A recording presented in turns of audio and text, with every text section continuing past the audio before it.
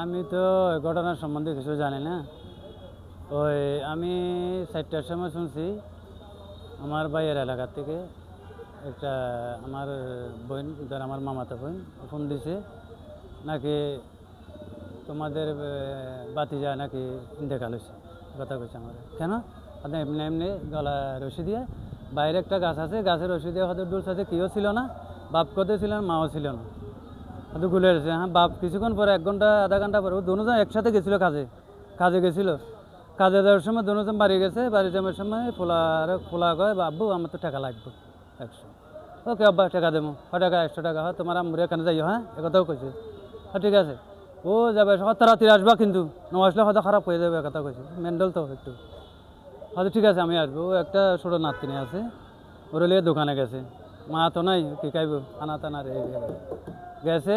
গ্যাসের বলে এই যখন শুনছি আমি, ও গ্যাসের মাত্র মাইয়া পাশাপাশি বিয়ে দিছে, ওর কাছে গেছে ফুলাটা লিয়ে, এখান থেকে আবার ঠেকা ভাঙ্গা ঠেকা নিয়ে আবার ধর আধা ঘন্টাতে কিছু বেশি হয়ে গেছে। এর আইয়া দেখে ও ফুলাটা একটা রশি দিয়ে গাছনে ডুলে নিয়েছিল। আশেপাশে কেউ লোক নাই, কেউ ছিল না। ও ভাই দেখছে, ভাই মানে চিকেরে মারছে আমার ও মানে নাম তো কইতে পারে না, এমনি চিকেরে আছে। আমার ভাইয়ের নাম জাফর আলম, আমার ভাইয়ের নাম। দিন মজুরি কাজ, ওরা রিফাত, মোহাম্মদ রিফাত। বয়স 23 বছরের, জন্মবিধান আছে।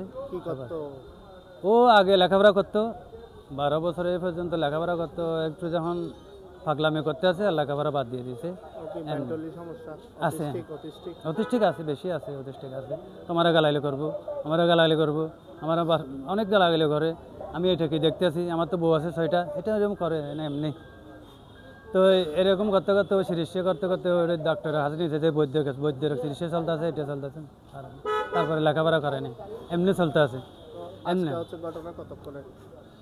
আজকে না তো, কালকে হয়েছে ঘটনা।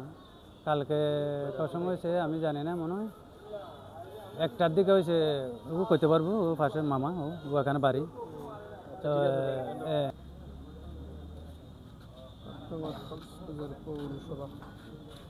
বড়